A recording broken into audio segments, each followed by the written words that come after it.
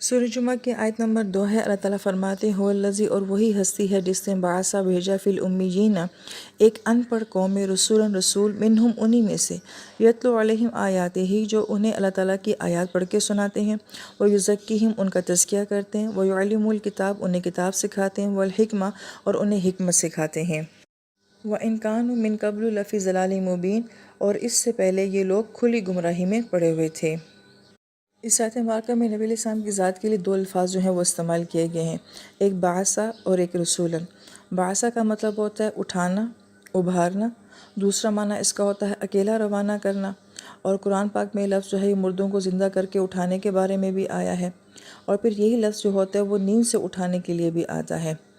اور دوسرا لفظ آیت مبارکہ میں جو ہے وہ رسولاً کا آیا ہے، جس کو ہم نے سورہ نوح میں بڑے اچھے طریقے سے جان لیا ہے کہ کسی چیز کو بڑی محبت، بڑے پیار، بڑی نرمی کے ساتھ کسی دوسرے تک پہنچا دینا۔ اور رسولوں کو رسول کیوں کہتے ہیں؟ اس لیے کہ وہ اللہ تعالیٰ کا پیغام بہت نرمی، بہت محبت، بہت ہمدردی کے ساتھ جو ہے اور بہت آسانی کے ساتھ جو ہے وہ اللہ کی مخلوق تک پہنچاتے ہیں۔ اور یہاں پہ رسولن کا لفظ جو ہے وہ فعولن کے وزن کے اوپر آیا ہے، مبالغے کا صیغہ ہے کہ ایک بار نہیں، بار بار یہ رسول جو ہوتے ہیں اللہ تعالیٰ کا پیغام ان کی مخلوق تک پہنچاتے رہتے ہیں۔ اور پھر یہ رسول جن لوگوں تک اللہ تعالیٰ کا پیغام پہنچاتے ہیں تو سامنے والے لوگوں کو جو ہے وہ امت کہا جاتا ہے، لہٰذا دو طرح کی امت ہوتی ہے۔ قیامت تک آنے والا ہر انسان جو ہے وہ نبی صلی اللہ علیہ وآلہ وسلم کا امتی ہے، مگر اسے امت دعوت کہا جائے گا، یعنی کہ چاہے وہ کافر ہے، یہودی ہے، نصارہ ہے، جو بھی ہے، اس تک نبی علیہ السلام کے دین کی دعوت جائے گی، لہٰذا وہ امت دعوت ہوگی۔ پھر ان میں سے جو لوگ دین کو قبول کریں گے انہیں امت اجابت کہا جائے گا کہ انہوں نے اس دعوت کا جو ہے وہ جواب دیا ہے، لہذا جنہوں نے دین قبول کر لیا وہ امت اجابت ہو جائے گی۔ یا اکثر لوگ سوال کرتے ہوتے ہیں کہ کیا یہ انگریز بھی جو ہے نبی علیہ السلام کی امت ہے؟ تو بالکل یہ بھی نبی علیہ السلام کی امت ہے، مگر یہ امت دعوت ہے۔ پھر نبی علیہ السلام کو نبوت جب ملتی ہے تو پھر کل انسانیت جو ہے وہ آپ کی امت بن جاتی ہے۔ تو سب سے پہلے آپ کی امت کون بنی؟ جس کا کہ اس آیت مبارکہ میں ذکر بھی آ رہا ہے کہ امیین، جن میں سے آپ صلی اللہ علیہ وآلہ وسلم کو اٹھایا گیا، لہٰذا یہ امت کا سب سے اہم حصہ ہے، اور یہی امت کی جو ہے وہ ریڑھ کی ہڈی کہلاتی ہے۔ جیسے کہ ہم یہ دیکھتے ہیں کہ ایک نیوکلس ہوتا ہے، اور نیوکلس کی سب سے زیادہ اہمیت ہوتی ہے، باقی تمام پروٹان اور نیوٹران جو ہوتے ہیں وہ اس کے ارد گرد موجود ہوتے ہیں، لہٰذا یہ لوگ جو ہیں یہ امت کا نیوکلس ہیں۔ اور اس کے بعد پھر ایرانی بھی مسلمان ہوتا ہے، عراقی بھی مسلمان ہوتا ہے، شامی بھی مسلمان ہوتا ہے، ترک کا بھی آتا ہے، ہندوستان کا بھی آتا ہے۔ پھر یہ سارے لوگ جو ہیں اس امیین امت کے ارد گرد جو ہیں وہ اکٹھے ہوتے ہیں اور اس کا حصہ بنتے ہیں۔ لیکن سب سے پہلی امت کون سی ہے؟ وہ امت جو کہ اس وقت نبی علیہ السلام کے دور میں عرب میں موجود تھی۔ پھر اس کے بعد اس امیین لفظ کو سمجھنا بھی بہت ضروری ہے کہ آپ علیہ السلام کو بھی نبی جی الامی جی کہا جاتا ہے، اور یہاں پہ یہ کہا جا رہا ہے کہ آپ کو امیین میں سے جو ہے وہ اٹھایا گیا ہے، گویا کہ آپ کی اس وقت کی امت کو بھی جو ہے وہ امیین کہا گیا ہے۔ پھر اس سے پہلے کہ ہم اس لفظ کو جانیں، اس سے پہلے کچھ سوالات جو انسان کے ذہن میں آتے ہیں اور جو کیے بھی جاتے ہیں وہ یہ کہ نبی علیہ السلام کو امی کیوں پیدا کیا گیا؟ آپ علیہ السلام کو جو ہے وہ ان پڑھ کہنا جو ہے یہ مناسب نہیں لگتا، یا آپ کی امت کو جو ہے وہ امیین کیوں کہا گیا ہے؟ اس لفظ کو استعمال کر کے بہت سارے فتنے بھی جو ہیں وہ ہمارے آس پاس اٹھتے رہے ہیں، دین میں اٹھتے رہے ہیں، لہٰذا کچھ لوگوں نے یہ کہا کہ نبی علیہ السلام کی تصدیق جو ہے ورقہ بن نوفل نے کی، اور وہ ہے وہ پڑھے لکھے بندے ہیں، جس کی تصدیق کر رہے ہیں ان کو امی کہا جا رہا ہے، لہٰذا ورقہ بن نوفل جو ہے وہ افضل ہو گئے، اور گویا کہ وہ بھی پھر نبی تھے، اور ہمارے نبی جو ہیں وہ افضلیت میں ان سے کم ہو گئے۔ پھر اسی طریقے سے اس طرح کے بہت سارے اور اشکالات بھی آتے ہیں، جیسے کہ قادیانی یہ کہتے ہیں کہ عیسیٰ علیہ السلام کے بارے میں آتا ہے کہ وہ آسمانوں میں ہے، اور نبی علیہ السلام کو جو ہے وہ زمین کے اندر دفن کیا گیا ہے، تو گویا کہ وہ نبی اعلیٰ ہیں، وہ آسمانوں میں ہوں، اور ہمارے نبی نعوذ باللہ کوئی کمتر ہیں جو کہ زمین کے نیچے چلے گئے ہیں۔ اس طرح کی باتیں کر کے عوام و ناس کو بڑا گمراہ کیا جاتا ہے، اور پھر یہ کہ ایک عام بندہ اپنے آپ کو ان پڑھ کہلانا پسند نہیں کرتا، تو ہمارے نبی کو جو ہے وہ ان پڑھ کیوں کہا گیا ہے؟ لہٰذا لفظ امیین کی وضاحت مفسرین کرام نے بہت زیادہ کی ہے، جن میں ان تمام سوالات کے جواب ہمیں مل جاتے ہیں۔ سب سے پہلی بات ہے کہ امیین کا لفظ جو ہے یہ سے ہے، اور جو ہے وہ ماں کو کہا جاتا ہے، اور جب بچہ ماں کی کوکھ سے پیدا ہوتا ہے تو اس وقت اس کو کچھ بھی نہیں آتا، وہ بالکل صاف ہوتا ہے، بالکل پاک ہوتا ہے، اور یوں کہیں کہ وہ ان پڑھ بھی ہوتا ہے۔ لیکن اس کے اندر جو ڈیپ معنی ہے وہ یہ ہے کہ وہ بچہ اپنے اندر ایک خوبصورت فطرت لے کر آتا ہے، ایک خوبصورت روح لے کر آتا ہے، اور اپنے اندر تمام قابلیتیں، تمام صلاحیتیں، جو ٹیلنٹ بھی اللہ تعالیٰ نے اس کو دیا ہوتا ہے وہ اپنی فطرت میں لے کر آتا ہے۔ اور اس وقت بچہ جو ہوتا ہے وہ ہر قسم کی غلاظت سے، کمی سے، برائی سے، دنیا کی گندگی سے جو ہوتا ہے بالکل پاک صاف ہوتا ہے۔ تو گویا کہ اس لفظ کو جب نبی علیہ السلام کے لیے استعمال کیا گیا ہے تو وہ اسی سینس میں کیا گیا ہے کہ نبی علیہ السلام نبی الامی یہ ہیں کہ آپ اپنی فطرت میں انتہائی پاکیزہ، انتہائی صاف تھے، اور اتنے صاف تھے کہ جیسے ایک بچہ ماں کی گود سے پیدا ہوتا ہے تو اس کے اوپر دنیا کی کسی قسم کی کوئی غلاظت، کوئی گندگی، کوئی اثر نہیں ہوتا، تو ایسے ہمارے نبی علیہ السلام کی جو ہے وہ خوبصورت شخصیت تھی۔ لہٰذا پھر یہ لفظ جو ہے نبی علیہ السلام کے اوپر کوئی اعتراض نعوذ باللہ نہیں بنتا ہے، بلکہ یہ تو نبی علیہ السلام کے مقام کو اور بھی اعلیٰ بنا دیتا ہے۔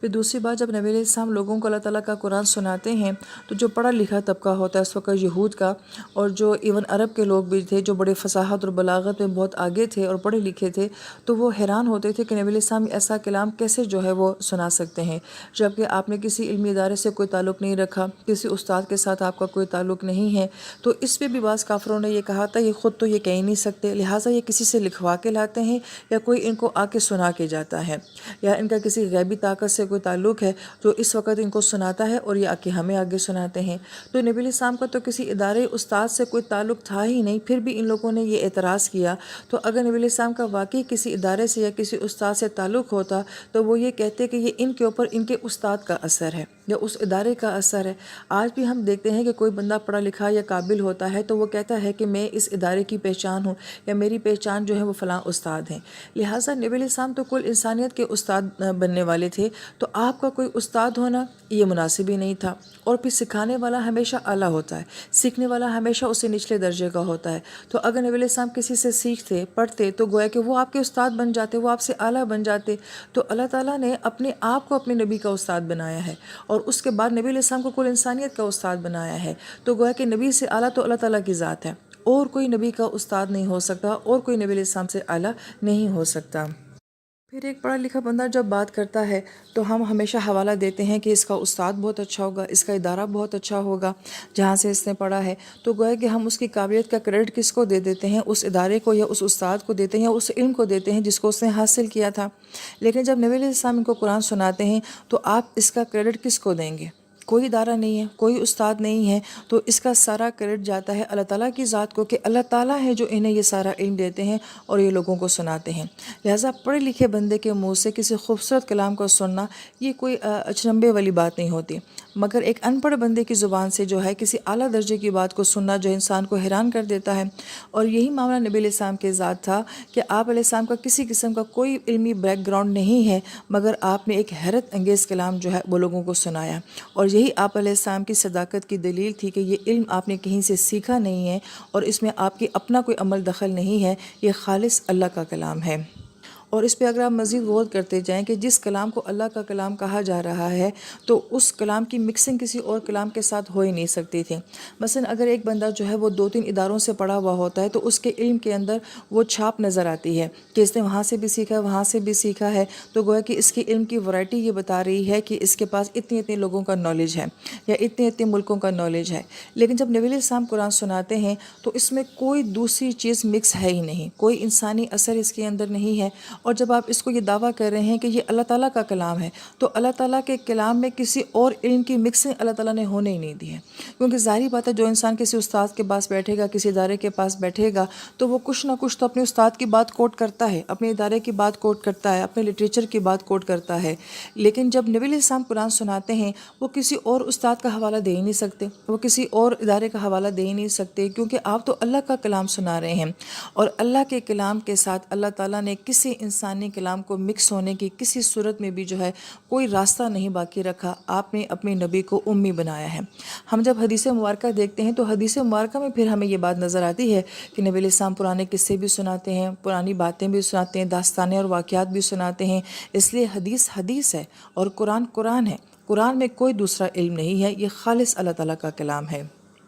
اس لیے حدیثیں جو ہوتی ہیں وہ ضعیف بھی ہوتے ہیں، ان کے راوی کمزور بھی ہوتے ہیں، ان کی سند میں بہت سارے سوالات ہوتے ہیں۔ ہم جب حدیثوں کو بیان کرتے ہیں تو 10 سوالات کھڑے ہو جاتے ہیں کہ بخاری کی ہے، مسلم کی ہے اور ان کے راوی کون ہیں۔ لیکن جب آپ قرآن بیان کرتے ہیں تو کوئی اشکال ہی نہیں ہے، کہاں سے آئی ہے، کدھر سے آئی ہے، کون راوی ہے، اتھینٹک بات ہوتی ہے۔ اس لیے جو قرآن کا علم ہے یہ 100% یقینی اور حقیقی علم ہوتا ہے، اس میں کوئی ملاوٹ نہیں ہوتی اور اس میں کوئی اشکال نہیں ہوتا۔ ہم تفسیر میں یہ بات کہہ سکتے ہیں، معنی میں ہم یہ بات کہہ سکتے ہیں، مگر اٹسلف یہ کلام خود جو ہے اس میں کسی قسم کا نہ اشکال آتا ہے نہ سوال آتا ہے۔